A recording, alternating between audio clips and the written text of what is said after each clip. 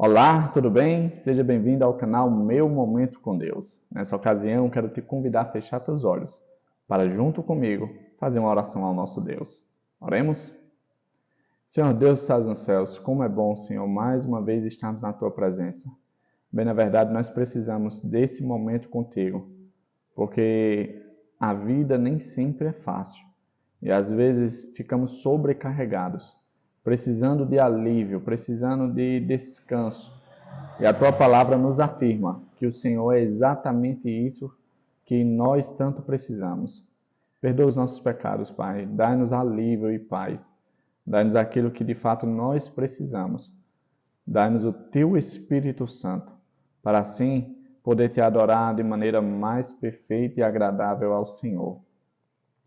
Essa é a nossa oração, em nome de Jesus Cristo. Amém. Pois muito bem, o tema de hoje é entrega. E aí? O ano novo começou, 2024 está aí diante de nós, e às vezes a gente faz algumas metas, alguns compromissos, e a gente se planeja se entregar por completo para algumas coisas. Talvez alcançar alguma meta, aquilo tão sonhado.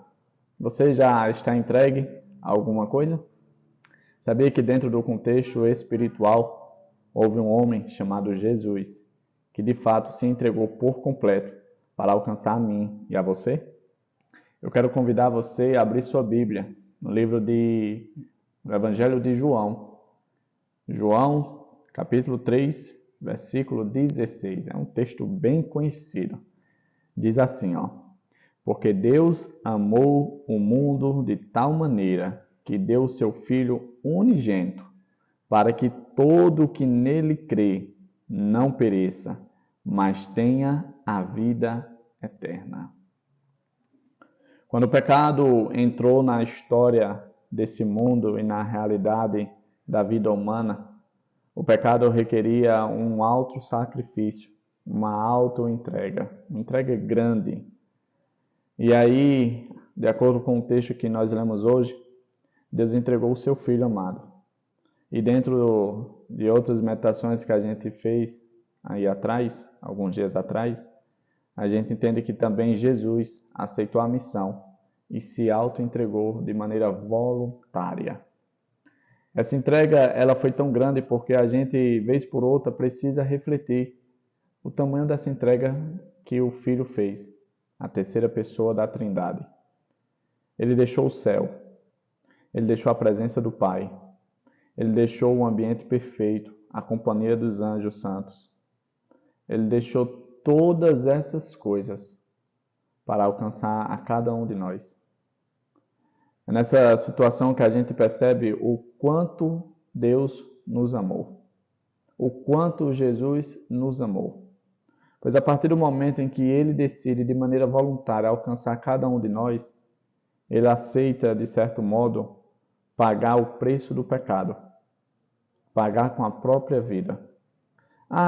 Jesus morreu na cruz. Tá, mas antes dele chegar até esse ápice, é preciso a gente meditar nas etapas que ele teve até alcançar esse ponto. Porque veja, primeiro ele nasceu num lar de uma família pobre. A gente pensa, pobre, mas como assim pobre? Para você ter ideia, Jesus ele veio de um povoado. A gente não pode chamar Nazaré de cidade porque, de acordo com alguns historiadores, Nazaré, na época que Jesus nasceu, tinha cerca de 300 habitantes apenas. E ele veio de uma família bastante pobre. De certo modo, passou por muita dificuldade desde a época do seu nascimento.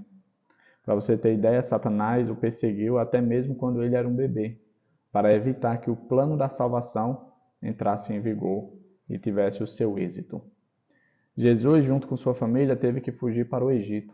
De lá do Egito, ele passou algum tempo lá e o anjo Gabriel sinalizou que poderia voltar.